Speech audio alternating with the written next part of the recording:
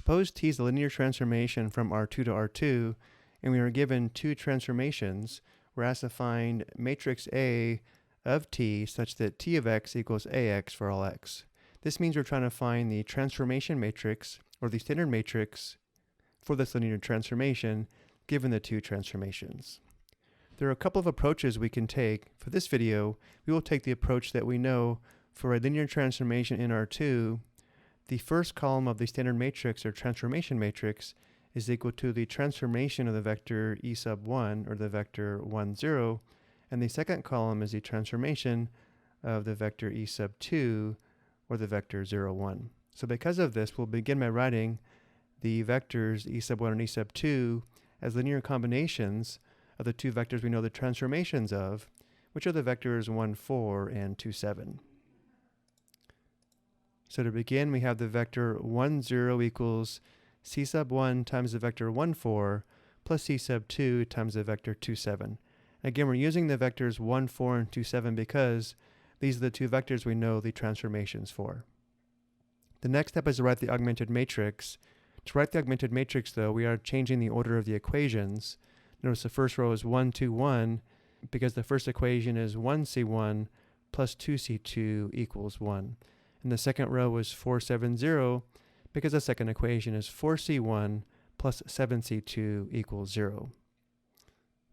And then similarly, for the vector E sub 2, we have the vector 0, 1 equals C sub 3 times the vector 1, 4 plus C sub 4 times the vector 2, 7.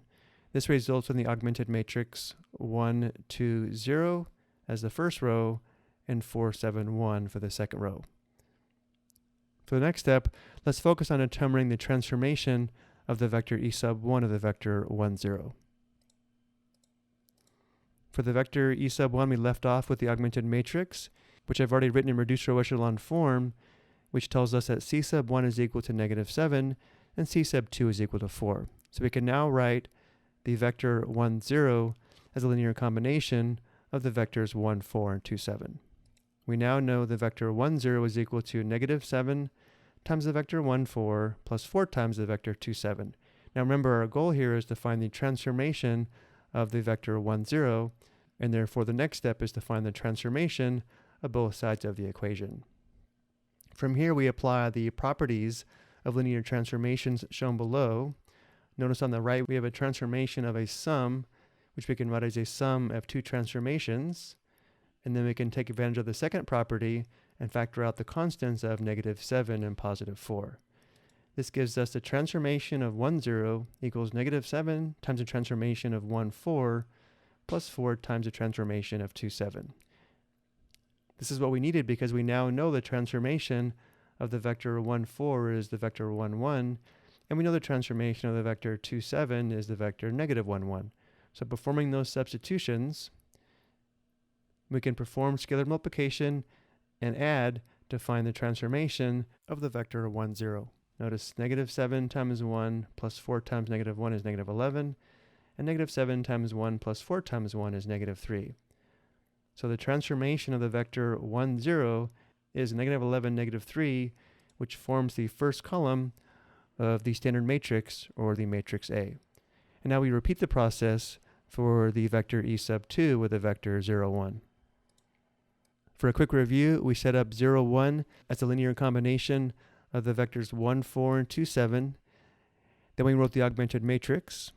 From here, we write the augmented matrix in reduced row echelon form, which indicates C sub 3 is 2 and C sub 4 is negative 1.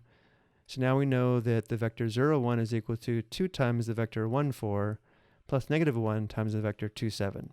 From here, again, we take the transformation of both sides of the equation, and then on the right side we apply the properties of linear transformations. We first write the transformation of the sum as a sum of transformations, and then we factor out the constants of 2 and negative 1, which gives us the transformation of 0, 1 equals 2 times the transformation of 1, 4 plus negative 1 times the transformation of 2, 7.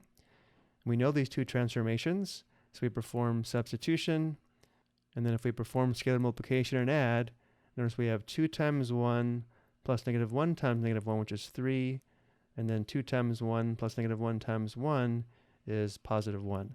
The transformation of 0, 1, or the vector E sub 2 is 3, 1, which is the second column of matrix A, the standard matrix or transformation matrix. And this is the matrix we were asked to find. I hope you found this helpful.